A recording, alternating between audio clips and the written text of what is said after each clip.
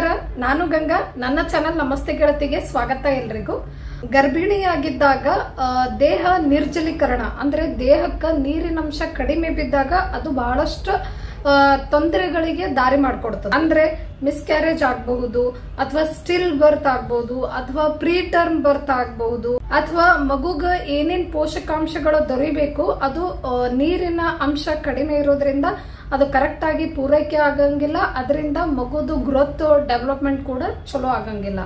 ಹಾಗಾಗಿ ದೇಹ ಡಿಹೈಡ್ರೇಟ್ ಅಂದ್ರೆ ನಿರ್ಜಲೀಕರಣ ಆಗದೆ ಇರೋ ಹಾಗೆ ಗರ್ಭಿಣಿಯರು ತಮ್ಮ ದೇಹವನ್ನ ಕಾಪಾಡ್ಕೊಳ್ಳೋದು ತುಂಬಾನೇ ಮುಖ್ಯವಾಗ್ತದ.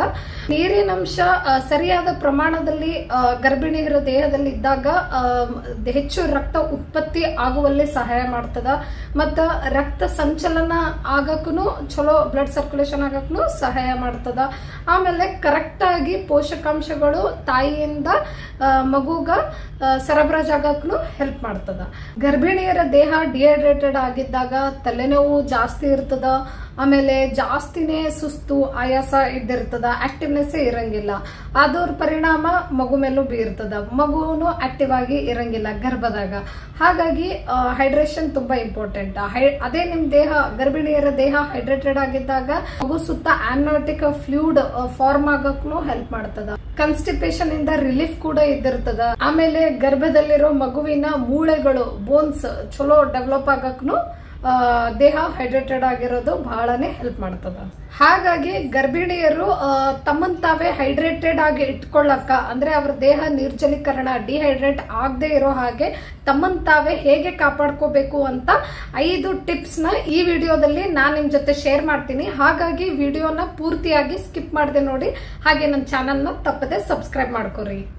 ಇದೇ ರೀತಿ ನನ್ನ ಚಾನೆಲ್ನಾಗ ಪ್ರೆಗ್ನೆನ್ಸಿಗೆ ಸಂಬಂಧಪಟ್ಟಂಗ, ಮಗು ಆರೈಕೆಗೆ ಸಂಬಂಧಪಟ್ಟಂಗ, ಮತ್ತ ಅವಳಿ ಗರ್ಭಧಾರಣೆ ಅಂದ್ರೆ ಟ್ವಿನ್ ಪ್ರೆಗ್ನೆನ್ಸಿಗೆ ಸಂಬಂಧಪಟ್ಟಂಗ ಬಹಳಷ್ಟು ವಿಡಿಯೋಸ್ನ ಹಾಕಿದ್ದೀನಿ. ನೀವು ಬೇಕಾದ್ರೆ ನನ್ನ ಚಾನೆಲ್ ನಲ್ಲಿ ಬೇರೆ ಬೇರೆ ಪ್ರೆಗ್ನೆನ್ಸಿ ರಿಲೇಟೆಡ್ ವಿಡಿಯೋಸ್ನ ಚೆಕ್ ಮಾಡ್ಕೋಬಹುದು. ಗರ್ಭಿಣಿಯರು ತಮ್ಮ ದೇಹ ಹೈಡ್ರೇಟೆಡ್ ಆಗಿ ಇಟ್ಕೊಳ್ಳಕ ಪಾಲಿಸಬೇಕಾದ ಮೊದಲನೇ ಟಿಪ್ ಯಾವ್ದಂತಂದ್ರ ನೀರು ಚೆನ್ನಾಗಿ ಕುಡಿಬೇಕು. ಅಂದ್ರ ಒಂದ್ ದಿನದಾಗ ನೀರು 2 ರಿಂದ 3 ಲೀಟರ್ ಅಷ್ಟು ಕುಡಿದಿರ್ಬೇಕು. ನೀರ್ ಅಂದಾಗ ನೀರಿನ ಅಂಶ ಉಳ್ಳ ಬೇರೆ ಪದಾರ್ಥಗಳು ಕೂಡ ಇನ್ಕ್ಲೂಡ್ ಆಗಿರ್ತಾವ ಇದ್ರಾಗ. ಅಂದ್ರೆ ಮಜ್ಜಿಗೆ ಆಗಿರ್ಬಹುದು, ಜ್ಯೂಸಸ್ ಆಗಿರ್ಬಹುದು, ಹಾಲಾಗಿರ್ಬಹುದು, ಇದ್ರಾಗೆಲ್ಲ ನೀರಿನ ಅಂಶ ಇದ್ದಿರ್ತದ. ಸೊ ಇದೆಲ್ಲ ಸೇರಿನೂ ಒಂದ್ ದಿನಕ್ಕೆ 3 ಲೀಟರ್ ಅಷ್ಟಾದ್ರೂ ಆಗಿರ್ಬೇಕು. ಆಮೇಲೆ ಬೇಸಿಗೆ ಕಾಲ ಇತ್ತಂದ್ರೆ ಸ್ವಲ್ಪ ನಿಮಗ ನೀರಿನ ಅವಶ್ಯಕತೆ ನಿಮ್ ದೇಹಕ್ಕೆ ಸ್ವಲ್ಪ ಜಾಸ್ತಿ ಬೇಕನ್ನಿಸಬಹುದು. ಸೊ ಅವಾಗ ಸ್ವಲ್ಪ ನೀರ್ ಸೇವನೆ ಜಾಸ್ತಿನೇ ಮಾಡ್ಬೇಕಾಗ್ತದ. ಹಾಗೆ UTI ಯೂರಿನರಿ ಟ್ರಾಕ್ಟ್ ಇನ್ಫೆಕ್ಷನ್ ಆಗದೆ ಇರೋ ಹಾಗೆ ನೋಡ್ಕೋಬೇಕಂದ್ರೆ ನೀರ್ ಚಂದ ಕುಡಿಬೇಕಾಗ್ತದ. ನಿಮ್ಗೇನಾದ್ರೂ ಜಾಸ್ತಿ ನೀರ್ ಕುಡಿಯೋ ಹ್ಯಾಬಿಟ್ ಇಲ್ಲ ಅಂದ್ರೂ ಗರ್ಭಿಣಿಯಾಗಿದ್ದಾಗ ಸ್ವಲ್ಪ ಕಾನ್ಶಿಯಸ್ ಆಗಿ ನೀರ್ ಕುಡಿಯೋದ್ ಕಡೆನೂ ಗಮನ ಕೊಟ್ಟು ಅವಾಗವಾಗ ಸಿಪ್ ಬೈ ಸಿಪ್ ನೀರ್ ಸೇವನೆ ಮಾಡ್ತಾ ಇದ್ರ ನಿಮ್ ದೇಹ ನಿರ್ಜಲೀಕರಣ ಆಗದೆ ಇರೋ ಹಾಗೆ ಕಾಪಾಡ್ಕೋಬಹುದು. ಸೆಕೆಂಡ್ ಟಿಪ್ ಯಾವ್ದಂತಂದ್ರ ನೀರ್ ಎಷ್ಟಂತ ಕುಡಿಬಹುದು. ನಾವು ನೀರಿನ ಅಂಶ ಉಳ್ಳ ಬೇರೆ ಪದಾರ್ಥಗಳನ್ನು ಸೇವನೆ ಮಾಡಿದಾಗ ನೀರು ಹೋಗ್ತದ. ಹಂಗಾಗಿ ನೀರಿನ ಅಂಶ ಹೇರಳವಾಗಿ ಇರುವ ಫ್ರೂಟ್ಸ್ ಅಂಡ್ ವೆಜಿಟೇಬಲ್ಸ್ ಅಂದ್ರ ಹೈಡ್ರೇಟಿಂಗ್ ಫ್ರೂಟ್ಸ್ ಅಂಡ್ ವೆಜಿಟೇಬಲ್ಸ್ ಕೂಡ ಚಲೋತ್ನಾಗ ಸೇವನೆ ಮಾಡೋದ್ರಿಂದ ಏನೋ ಡಿಹೈಡ್ರೇಷನ್ ಪ್ರಾಬ್ಲಮ್ ಆಗ್ಲಾರ್ದಂಗೂ ನೋಡ್ಕೋತದ. ಅಂದ್ರೆ ಈಗ ಹೈಡ್ರೇಟಿಂಗ್ ಫ್ರೂಟ್ಸ್ ಅಂತಂದ್ರೆ ಈಗ ಯಾವ ಹಣ್ಣಲ್ಲಿ ನೀರಿನ ಅಂಶ ಹೇರಳವಾಗಿರ್ತದ, ವಾಟರ್ ಮೆಲನ್ ಅಂದ್ರೆ ಕಲ್ಲಂಗಡಿ ಹಣ್ಣು ಚೆನ್ನಾಗಿ ಸೇವನೆ ಮಾಡಬೇಕು. ಅದರಲ್ಲಿ ನಿಮಗೆ ನೀರ್ ಜೊತೆ ಬೇರೆ ಪೋಷಕಾಂಶಗಳನ್ನು ಸಿಗ್ತಾವ. ಹಂಗಾಗಿ ನಿಮ್ ದೇಹ ಏನಾರ ಡಿಹೈಡ್ರೇಟ್ ಆಗಿತ್ತಂದ್ರ ಈ ಹೈಡ್ರೇಟಿಂಗ್ ಫ್ರೂಟ್ಸ್ ಗಳನ್ನೆಲ್ಲ ಇನ್ಕ್ಲೂಡ್ ಮಾಡ್ಕೋರಿ. ಅಂದ್ರ ಕಲ್ಲಂಗಡಿ ಹಣ್ಣು, ಸ್ಟ್ರಾಬೆರೀಸ್, ಆಮೇಲೆ ಗ್ರೇಪ್ಸ್, ಆಮೇಲೆ ಹೇರಳವಾಗಿ ನೀರಿನಂಶ ಇರೋ ವೆಜಿಟೇಬಲ್ಸ್ ಯಾವಂತಂದ್ರೆ, ತರಕಾರಿಗಳು ಯಾವಂತಂದ್ರ ಸೌತೆಕಾಯಿ, ಟೊಮ್ಯಾಟೊ, ಆಮೇಲೆ ಹಸಿರು ಸೊಪ್ಪಿನ ತರಕಾರಿಗಳೇನಿರ್ತಾವ ಅದ್ರಲ್ಲೆಲ್ಲ ನೀರಿನಂಶ ಚಲೋತ್ನಾಗಿರ್ತದ. ಸೊ ಈ ರೀತಿಯಾದ ನೀರಿನಂಶ ಉಳ್ಳ ಒಂದು ಐಟಮ್ಸ್, ಫ್ರೂಟ್ಸ್ ಆಗಿರಬಹುದು ಅಥವಾ ತರಕಾರಿ ಆಗಿರಬಹುದು, ನಿಮ್ಮ ಡಯಟ್ ಅಲ್ಲಿ ಇನ್ಕ್ಲೂಡ್ ಮಾಡಿದಾಗ ನಿಮಗ ನಿಮ್ಮ ದೇಹಕ್ಕೆ ಅವಾಗ ಬೇಕಾದಂತ ನೀರು ಕೂಡ ಪೂರೈಕೆ ಆಗ್ತದ. ಮತ್ತ ಅದ್ರ ಜೊತೆ ನಿಮ್ಮ ದೇಹಕ್ಕೆ ಬೇಕಾದಂತ ಪೋಷಕಾಂಶಗಳು ಕೂಡ ಪೂರೈಕೆ ಆಗ್ತದ. ಈ ವಾಟರ್ ಮಿಲನ್ ಏನ್ ಬೆನಿಫಿಟ್ಸ್ ಅದ ಪ್ರೆಗ್ನೆನ್ಸಿನಾಗ ಸೇವನೆ ಮಾಡೋದ್ರಿಂದ ಅನ್ನೋದಕ್ಕೆ ನಾ ಒಂದು ಸೆಪರೇಟ್ ವಿಡಿಯೋ ಮಾಡಿದ್ದೀನಿ. ಮಿಲನ್ ಬೆನಿಫಿಟ್ಸ್ ಡ್ಯೂರಿಂಗ್ ಪ್ರೆಗ್ನೆನ್ಸಿ ಅಂತ. ಆ ವಿಡಿಯೋ ಬೇಕಾದ್ರೆ ನೀವು ಚೆಕ್ ಮಾಡ್ಕೋಬಹುದು, ಕೆಳಗ ಲಿಂಕ್ ಕೊಟ್ಟಿರ್ತೀನಿ. ನೆಕ್ಸ್ಟ್ ಥರ್ಡ್ ಟಿಪ್ ಯಾವ್ದಂತಂದ್ರ ಗರ್ಭಿಣಿ ಆಗಿದ್ದಾಗ ಎಳ್ನೀರು ಅಂದ್ರೆ ಕೋಕೋನಟ್ ವಾಟರ್ ಕೂಡ ಕುಡಿಯೋದು ಬಹಳ ಚಲೋ. ಬಿಕಾಸ್ ಕೊಕೊನಟ್ ವಾಟರ್ ನಮ್ಮ ದೇಹ ಬರೀ ಹೈಡ್ರೇಟ್ ಮಾಡಂಗಿಲ್ಲ, ಅದ್ರ ಜೊತೆಗೆ ನಮ್ಮ ದೇಹಕ್ಕೆ ಬೇಕಾದಂತ ಎಲೆಕ್ಟ್ರೋಲೈಟ್ಸ್ ಕೂಡ ಬ್ಯಾಲೆನ್ಸ್ ಆಗಿ ಇಡಕ ಹೆಲ್ಪ್ ಮಾಡ್ತದ. ಈ ಕೊಕೊನಟ್ ವಾಟರ್ ಕುಡಿಯೋದ್ರಿಂದನೂ ಏನೇನ್ ಬೆನಿಫಿಟ್ಸ್ ಆಗ್ತದ ಅನ್ನೋದಕ್ಕೆ ಸೆಪರೇಟ್ ವಿಡಿಯೋ ಮಾಡಿದೀನಿ. ಈ ವಿಡಿಯೋದಾಗೆ ಬೆನಿಫಿಟ್ಸ್ ಹೇಳ್ಬಹುದು, ಬಟ್ ತುಂಬಾನೇ ಲಾಂಗ್ ಆಗ್ತದ, ಆಮೇಲೆ ಟಾಪಿಕ್ ಇಂದ ಡೈವರ್ಟ್ ಆದಂಗ ಆಗ್ತದ. ಹಾಗಾಗಿ ಟಾಪಿಕ್ ಸ್ಟಿಕ್ ಆಗೋಣ.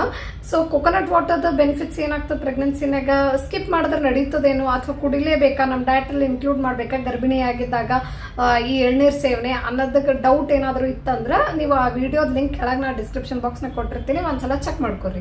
ಎಳ್ನೀರು ಒಂದ್ ವಾರದಲ್ಲಿ ಒಂದು 3-4 ಸಲ ಸೇವನೆ ಮಾಡಿದ್ರೆ ಸಾಕು, ಪ್ರತಿನಿತ್ಯ ಸೇವನೆ ಮಾಡೋದು ಆಗಿಲ್ಲ ಅಂದ್ರೂ, ಬಿಕಾಸ್ ಅದು ನಿಮ್ ದೇಹ ಹೈಡ್ರೇಟೆಡ್ ಆಗು ಇಡ್ತದ ಮತ್ ನಾ ಅಂದಂಗ ಎಲೆಕ್ಟ್ರೋಲೈಟ್ಸ್ ಬ್ಯಾಲೆನ್ಸ್ ಮಾಡಿ ಇಟ್ಟಿರ್ತದ. ಅದ್ರ ಜೊತೆಗೆ ನೀರಿನ ಅಂಶ ಉಳ್ಳ ಬೇರೆ ಐಟಮ್ಸ್ ಯಾವಪ್ಪ ಅಂತಂದ್ರೆ ಜ್ಯೂಸಸ್ ಆಗಿರ್ಬೋದು. ಜ್ಯೂಸ್ ಅಂದಾಗ ಹೊರಗಡೆ ಅಂಗಡಿಯಲ್ಲಿ ಸಿಗುವಂತ ಪ್ಯಾಕ್ಡ್ ಜ್ಯೂಸಸ್ ಅವಾಯ್ಡ್ ಮಾಡ್ರಿ. ಆಮೇಲೆ ಹೊರಗೆ ಹೋಗಿ ಜ್ಯೂಸ್ ಕುಡಿಯೋಕ್ಕಿಂತ ಮನೆಯಲ್ಲೇ ಫ್ರೆಶ್ ಫ್ರೂಟ್ಸ್ ಇಂದ ಜ್ಯೂಸ್ ಮಾಡ್ಕೊಂಡು ಕುಡಿಯೋದು ಒಳ್ಳೇದು. ಆಮೇಲೆ ಮಜ್ಜಿಗೆ ಊಟದ ನಂತರ, ಯಾವಾಗ್ಲೂ ಮಧ್ಯಾಹ್ನ ಊಟ ಆಗ್ತದಲ್ಲ, ಊಟದ ನಂತರ ಒಂದ್ ಗ್ಲಾಸ್ ಆಫ್ ಮಜ್ಜಿಗೆ ಕುಡಿಯೋದನ್ನು ಒಳ್ಳೇದು, ಬಿಕಾಸ್ ಅದು ನಿಮ್ ದೇಹ ಹೈಡ್ರೇಟೆಡ್ ಆಗಿಡಕ್ಕ ಸಹಾಯ ಮಾಡ್ತದ.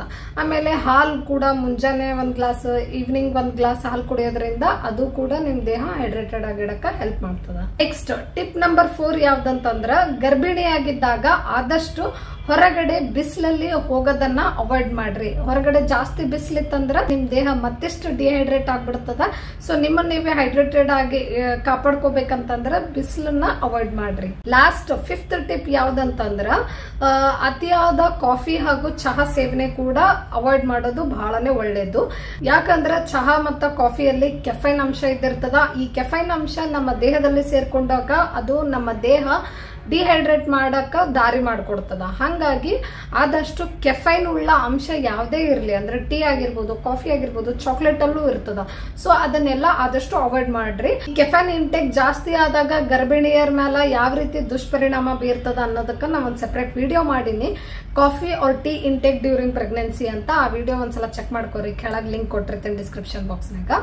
ಸೊ ಈ tea, coffee, energy drinks, Cola, ಆಮೇಲೆ ಆಲ್ಕೋಹಾಲ್ ಇವೆಲ್ಲ ಗರ್ಭಿಣಿಯರ ದೇಹನ ನಿರ್ಜಲೀಕರಣ ಮಾಡಕ ದಾರಿ ಮಾಡ್ಕೊಡ್ತಾವ. ಹಾಗಾಗಿ ಇವೆಲ್ಲವನ್ನು ಗರ್ಭಿಣಿಯಾಗಿದ್ದಾಗ ಅವಾಯ್ಡ್ ಮಾಡುವುದು ಸೂಕ್ತ.